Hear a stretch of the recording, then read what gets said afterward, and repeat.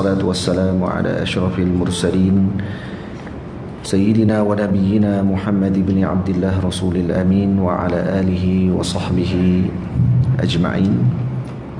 سبحانك لا علم لنا إلا ما علمتنا إنك أنت العليم الحكيم. رب اشرح لي صدري ويسر لي أمري واحلل عقدة من لساني يفقهوا قولي. رب يسر ولا تعسر بتمم بخير وبعد.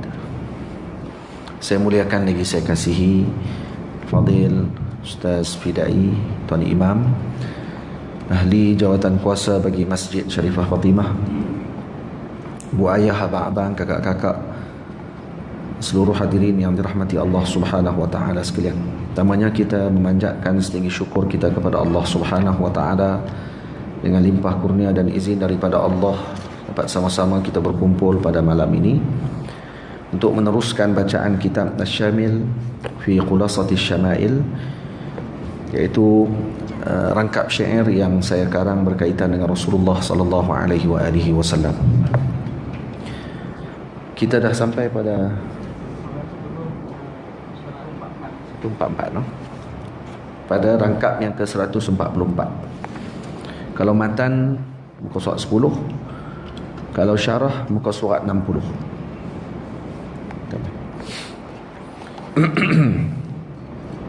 Benda manis yang disukai baginda, halwa, asal, manisan dan madu jua. Situ Baik. Kita masih lagi dalam bab berkaitan dengan pada menyatakan tentang cara makan dan minum, lauk pauk serta makanan baginda Nabi sallallahu alaihi wasallam. Jadi pada yang dulu kita dah bincang, jika dihidang makanan kepadanya jangan panas kerana baginda tak suka. Jadi Nabi tidak suka dengan makanan yang panas-panas. Maksudnya yang terlalu panas. Yang terlalu panas. Itu yang tidak disukai oleh Nabi sallallahu alaihi wasallam, kerana baginda Rasul mengatakan kana sallallahu alaihi wasallam, disebut oleh Sayyidina Al-Imam Al-Ghazali radhiyallahu anhu dalam Ihya Ulumuddin, kana sallallahu alaihi wasallam la ya'kulu at-ta'ama al-harra. Adalah Rasulullah sallallahu alaihi wasallam tidak makan makanan yang terlalu panas. Wa yaqulu innahu ghairu dhi barakatin. Nabi mengatakan bahawa makanan yang panas ini tidak punya barakah. Fa abriduhu fa innallaha lam yut'imna nara. Maka sejukkan dulu, kata Rasulullah, karena sesungguhnya Allah tidak beri kita makan api. Jadi yang diberi makan kepada kita makanan, bukan api. Maka Nabi SAW dipaham daripada lam yut'imna nara, makna di sini terlalu panas. Jadi kalau suam-suam tidak ada masalah. Ada makanan yang kalau sejuk tak sedap pula. Dan Nabi juga tidak melarang untuk kita mensedapkan makanan. Jadi menggabungkan di antara riwayat, Nabi juga menyedapkan makanan, menggabungkan antara makanan untuk jadikan sedap. Dengan hadis ini adakah bermaksud bagi jadi sejuk terus sampai sup pun kena sejuk dan timbul dia punya lemak-lemak dia tu, kan macam mana? Tak, maksudnya di sini digabungkan tidak terlalu panas maksudnya. Yang kita boleh hirup lah. Ni tengah duk menggelegak, pergi ambil bola mulut, jam lah, kan? Terbakar lidah. Jadi yang dimaksudkan di sini lam yut'imna nara, maksud yang terlalu panas. Kemudian benda manis yang disukai baginda, halwa, asal, manisan dan madu jua. Itu cara baca dia, no? Benda manis yang disukai baginda, halwa, asal, manisan dan madu jua. Jadi Nabi suka antaranya halwa dan juga asal. Apa halwa? Apa asal? Halwa adalah manisan. Dia ada dua istilah yang digunakan oleh ulama. Yang pertama halwa, yang kedua halwa. Ada yang ada hamzah di belakang, ada yang tak ada hamzah di belakang. Kalau tidak ada hamzah dipanggil halwa. Kalau ada hamzah dipanggil halwa. Halwa biasanya yang dibakar dengan api, yang dimasak, maka dipanggil halwa. Kalau halwa biasanya tak dimasak dengan api. Jadi termasuk halwa adalah madu. Madu. Madu termasuk halwa. Sebab tu dibezakan di antara halwa dengan asal. Kerana asal termasuk dalam jenis halwa, tidak ada hamzah. Ini dalam bahasa Arab lah. Dan halwa maknanya manisan, dan asal maknanya madu. Saya terjemah dah dalam bait tu. Jadi saya letakkan dengan dipanggil dalam bahasa balaghahnya lafu wan nashru murattab, dipanggil laf wan nashri murattab. Maksud laf wan nashri murattab, terjemahan tu mengikut susunan dia. Halwa, asal, manisan dan madu jua. Jadi manisan terjemahan bagi halwa, madu adalah terjemahan bagi asal. Itu cara dia. Dipanggil laf wan nashru murattab. Boleh? Kalau saya sebut halwa, asal, madu dan manisan jua, boleh ke tidak? Boleh juga. Tapi dia akan jadi laf wan nashru ghairu murattab. Dia akan jadi ghair murattab, tak disusun dengan tertib. Jadi kalau saya terjemah halwa, asal, madu dan manisan jua, boleh baca juga. Maka manisan, madu yang pertama kalau saya sebut, kalau terbalik, kembali kepada yang paling dekat dengan dia, iaitu asal. Manisan kembali kepada halwa. Boleh. Jadi ini berdasarkan kepada hadis yang diriwayatkan oleh Sayyidatuna Aisyah radhiyallahu taala anha. Kata beliau, kana an-nabiy sallallahu alaihi wasallam yuhibbul halwa wal asal. Diceritakan bahawa Sayyidatuna Aisyah radhiyallahu taala anha mengatakan Rasulullah menyukai halwa dan juga asal, madu dan juga manisan. Sebahagian ulama mengatakan bahawa halwa itu khusus kepada sesuatu yang dimasak menggunakan api, macam saya sebut tadi. Dan halwa atau manisan yang paling disukai oleh Rasulullah sallallahu alaihi wasallam adalah tamar yang digaul dengan susu. Itu yang paling disuka oleh Nabi. Manisan yang disuka oleh Nabi, tamar gaul dengan susu. Maksud campur dengan susu bubuh dan kemudian diminum. Kita pun boleh buat. Nah, susu kurma lah maksudnya, susu kurma. Ataupun ambil kurma tu kerat, bubuh dalam susu, bubuh dalam air, esok makan. Ataupun disukai oleh Nabi SAW. Ini seperti yang disebutkan oleh Al-Imam As-Sa'alabi. Ini dia ada riwayatnya. Faedah yang dapat kita fahami daripada hadis ini ialah menyukai makanan yang lazat itu tidaklah menafikan zuhud, namun bukanlah menjadikan kelazatan itu sebagai tujuan.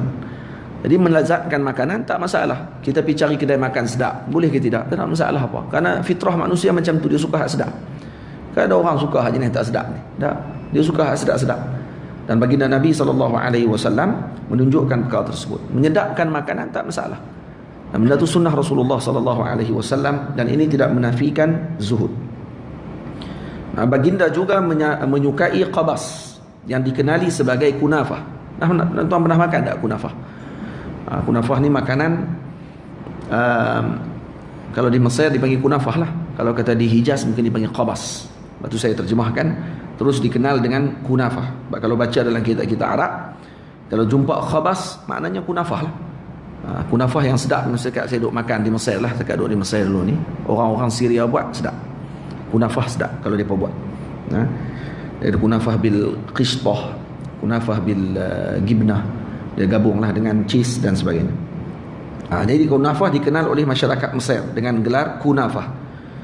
Orang yang pertama menyediakan qabas, iaitu kunafah dalam Islam, siapa dia? Adalah Sayyiduna Uthman radhiyallahu anhu. Beliau orang pertama yang memasak kunafah. Dia kalau orang teka-teki kat kita, kalau pergi ke Mesir, kita pergi buat lawatan, semua orang jamu kunafah kat kita, boleh tanya kat mereka, siapa yang mula buat ni dalam Islam?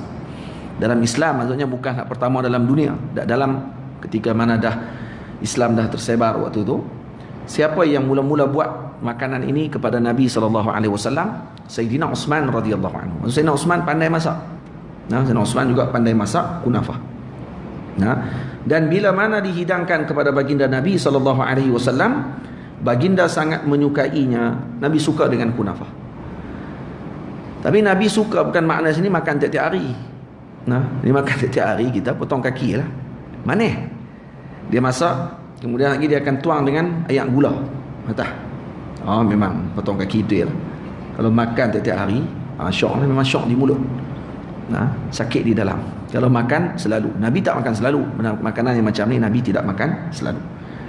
Hadis ini diriwayatkan oleh Al-Imam At-Tabrani dan Al-Baihaqi dalam Asy-Syu'ab, dalam Syu'abil Iman. Faedah meminum air yang dicampur dengan madu itu sangat banyak sekali. Jadi Nabi suka minum madu, dan antaranya Nabi akan campurkan madu dengan air. Antaranya dapat menghilangkan balgham. Jadi minum madu boleh menghilangkan balgham, yakni kahak. Minum pagi-pagi sebelum tidur, dan sebagai orang tua kita tahulah, Yang kedua, membersihkan kotoran dalam perut serta melancarkan penghadaman. Lepas tu ada seorang lelaki disuruh minum madu oleh Rasulullah sallallahu alaihi wasallam. Bila dia kata adik dia sakit perut, dia pergi jumpa Rasulullah. Rasulullah kata bagi minum madu. Dia pun bagi minum madu. Jumpa balik Nabi, dia kata tak lega ya Rasulullah. Nampak tak? Dan kemudian bagi minum lagi. Nabi kata bagi lagi minum. Minum juga tak lega juga. Kali ketiga dia kata tak lega juga ya Rasulullah. Nabi kata apa? Betul yang aku sebut, kadzaba batnu akhik. Tapi perut saudara kamu tu penipu. Faham? Perut dia bohong, hak aku cakap betul. Nabi kata, ni perut dia mesti ada masalah ni. Nabi kata macam tu. Jadi mungkin dia minum tak yakin ke, minum tak ada dalam perasaan dia, kata ini sandaran ataupun saranan daripada baginda Rasul sallallahu alaihi wasallam, menyebabkan dia tak mendapatkan kesembuhan. Lepas tu kadang-kadang benda-benda macam ni perlu juga kepada keyakinan kita. Dan ada yakin waktu kita minum ini mengikuti sunnah Nabi sallallahu alaihi wasallam. Faham? Jadi membersihkan kotoran dalam perut, melancarkan penghadaman, membuka saluran-saluran dalam perut yang sempit. Ini antara faedah minum madu. Namun ianya bahaya kepada orang yang mempunyai penyakit kuning, dan mudarat tersebut dapat dihilangkan dengan menggunakan cuka. Ini kata Al-Imam Al-Bajuri radhiyallahu anhu, Syekh Al-Azhar Al-Syarif, dalam kitabnya Al-Mawahib Al-Laduniyah. Jadi kalau nak orang kuning, penyakit kuning, tak sesuai minum madu. Jadi bila kata madu ni ubat kepada segala penyakit, maksudnya bukan dengan maksud secara keseluruhan. Ada pengecualian dia. Ada orang penyakit kuning tidak elok makan madu. Kalau dia minum madu dah, nak potong balik macam mana? Minum cuka. Minum cuka. Saya dah pernah sebut asalnya sebelum ni, cuka pernah disebut oleh guru saya Maulana Syekh Abdul Aziz Shahawi hafizahullah taala, Syekh Syafi'iyah fi Jami' Al-Azhar Al-Syarif. Syekh Abdul Aziz pernah sebut kepada saya, dia kata antara faedah, ada pernah dilakukan oleh orang tua-tua dulu, kata beliau, di kampungnya, buat cuka tanpa melalui proses jadi arak. Dia ada, kita boleh try buat. Beli kurma pula dah, anggur.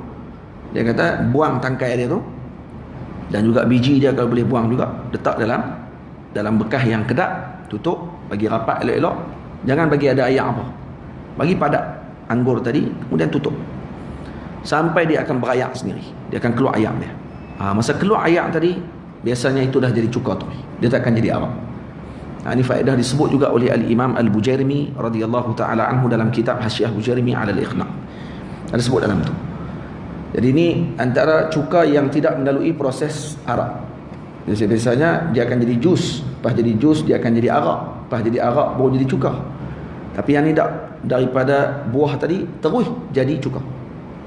Saya buatlah sekali, tapi saya tak berani nak minum. Buat dah, simpan kat 3 bulan, dia tengok jadi ayak semua. Tapi nak buka, nak minum tak apa nak berani. Musing dalam rumah jam. Tak apa. Padahal Syekh dah habaq dah, tapi kita pula jadi nak minum tak tahu. Dah kali saya biar tak minum, nak buat lain kot, insyaAllah. Baru ni saya pergi ke Air Setan, nama pesaraya tu Air Setan, dekat Kuala Lumpur. Sajalah nak bagi hadiah kat mak saya, tengok ada seorang YouTuber ni, dia pergi buat view tentang, dia buat macam konten dia pasal buah anggur mahal. Dia beli buah anggur harga dekat RM168 satu gugui. Segugui RM168. Saya pergi baru tengok satu gugui RM288. Gila. Segugui RM288. Ada satu lagi, satu gugui dia warna ungu sikit, itu RM98. Bila makan dia rasa masam sikit. Dia rasa masam, tapi kata penjual tu, dia kata bila makan dia kata rasa macam wine. Dia orang Melayu. Dia kata lah, saya tak minum, dia kata. Dia kata bau macam wine, dia kata. Wangi dia macam wine. Macam arak wine tu. Tu anggur tu yang orang buat wine. Tapi dia bukan wine lah, dia anggur. Dia punya satu gugus dia saja RM98. Itu dia ambil terus daripada Jepun. Itu kalau makan dia rasa kaya. Ingat.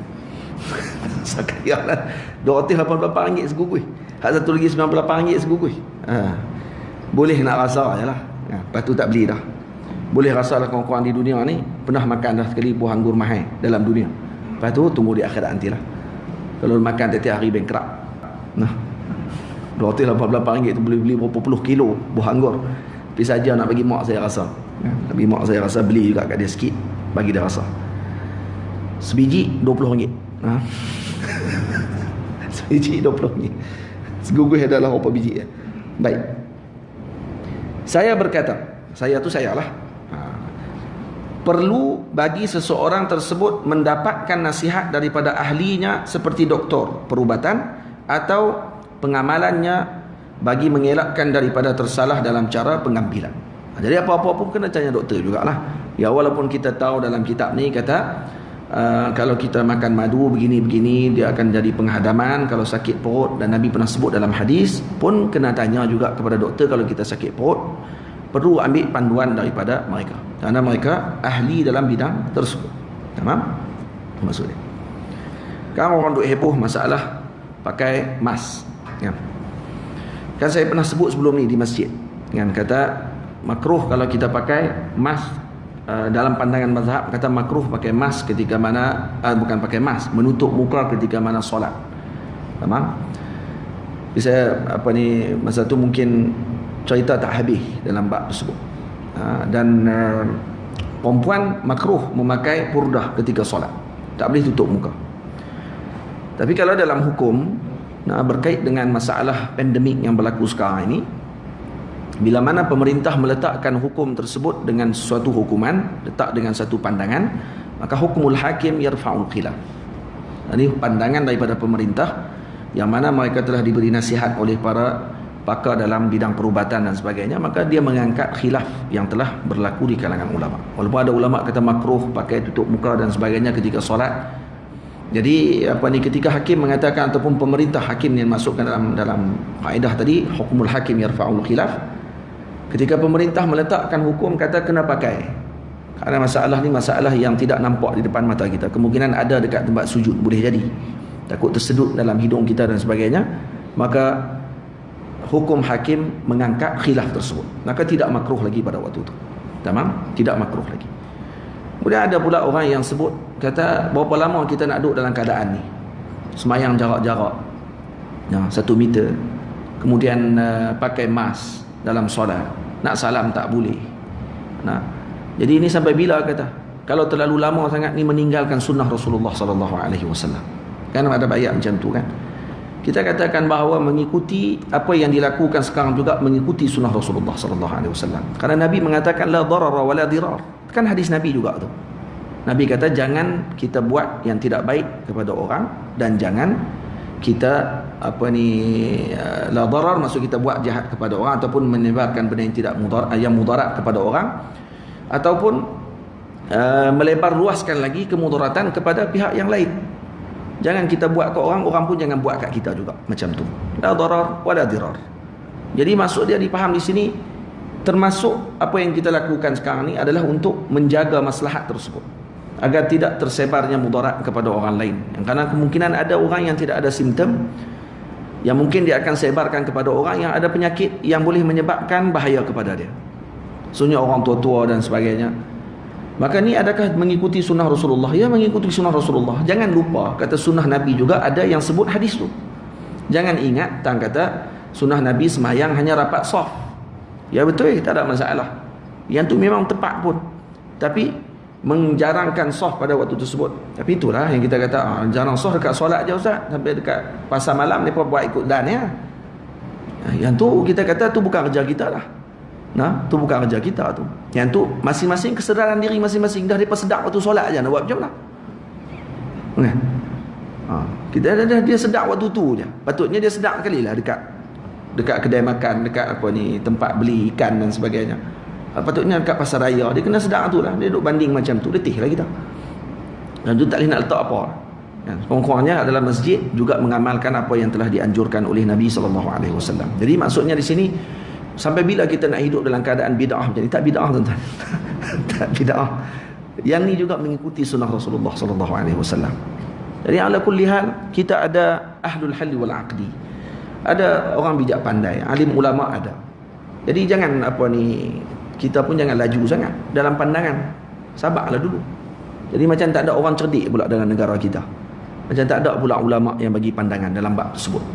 Nah, jadi sebab tu kena sabar. Kena moga-moga sabar tadi menyebabkan Allah Taala akan angkat balak ni insya-Allah. Nah, balak ni pun dah makin kurang dah maknanya. Nak kira dengan awal-awal dulu. Awal-awal dulu lagi teruk.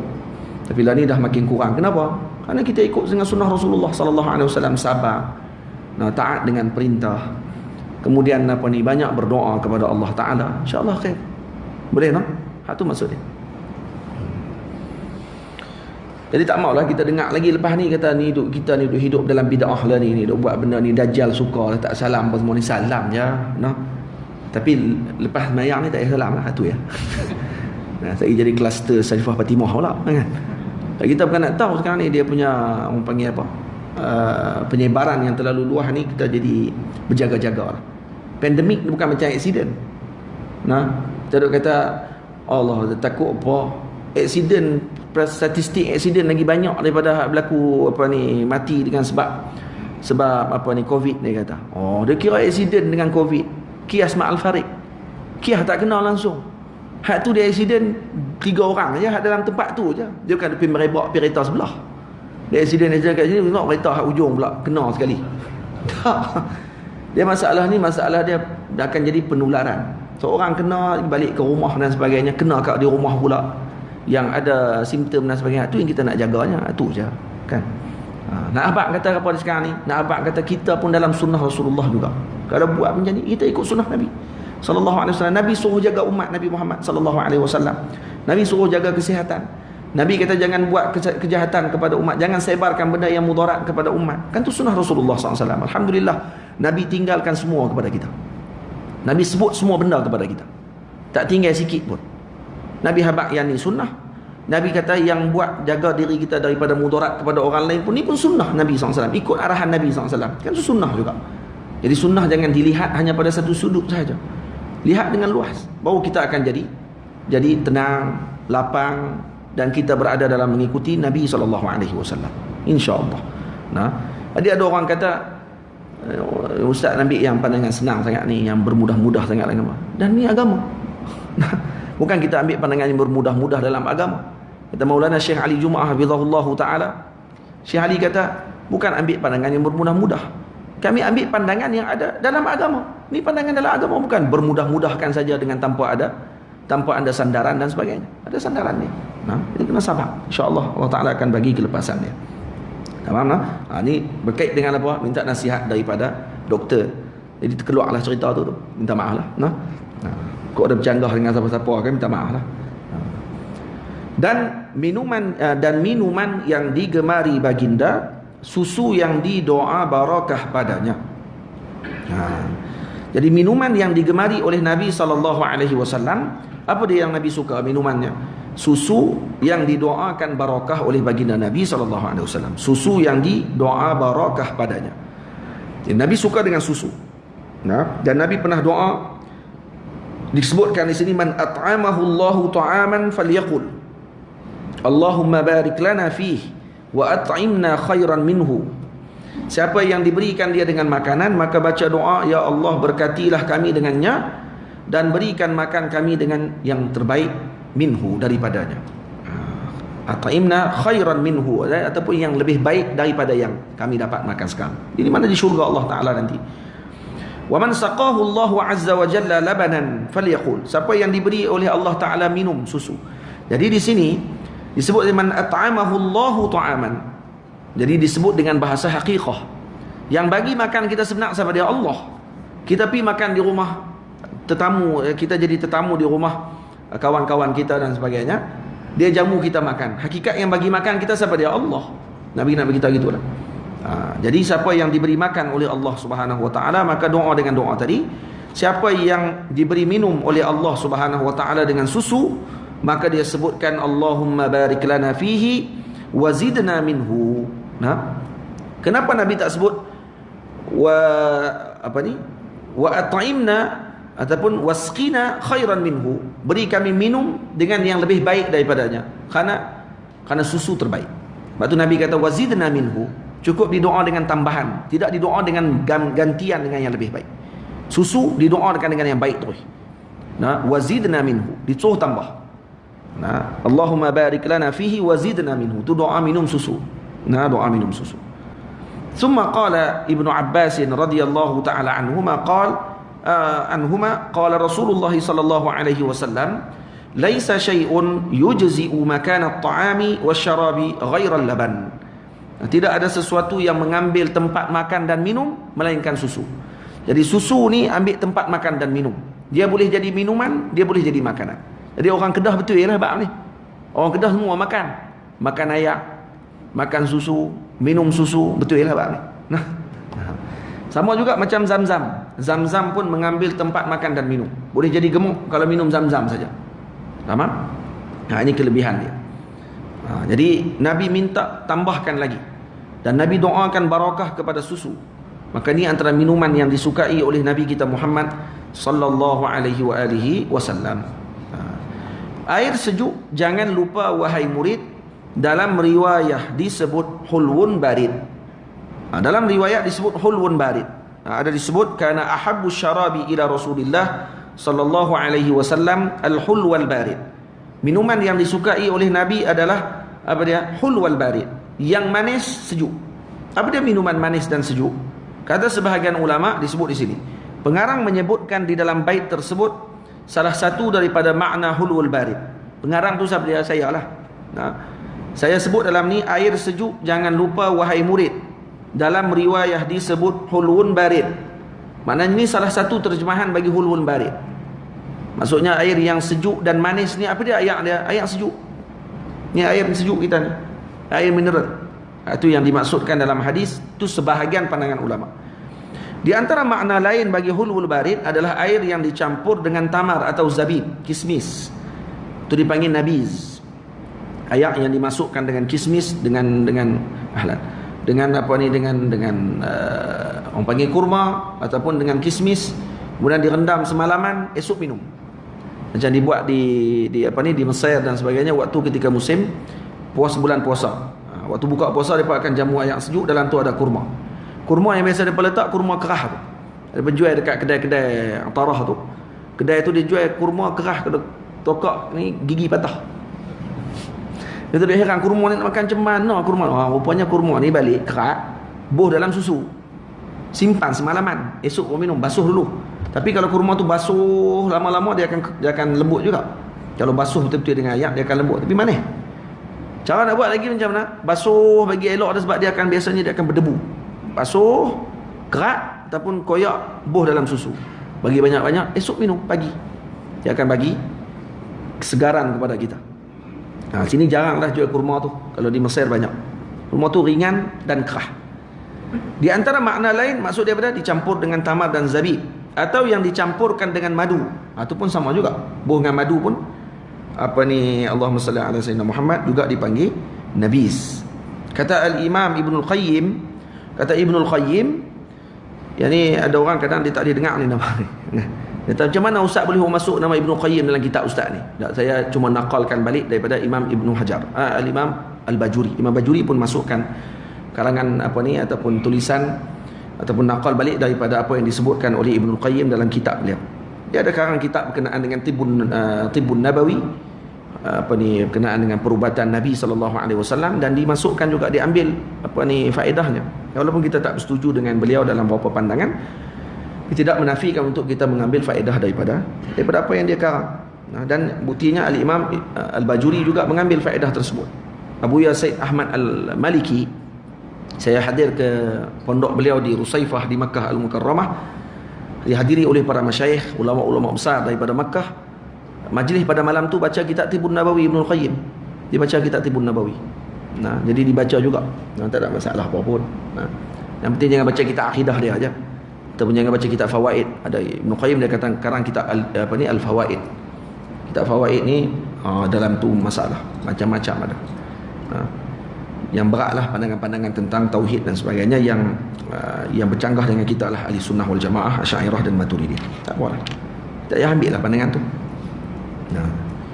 Di sini baca kitab ada, saya pernah dengar ada ustaz baca kitab Talbisul Iblis. Ada kan pernah baca kitab di sini?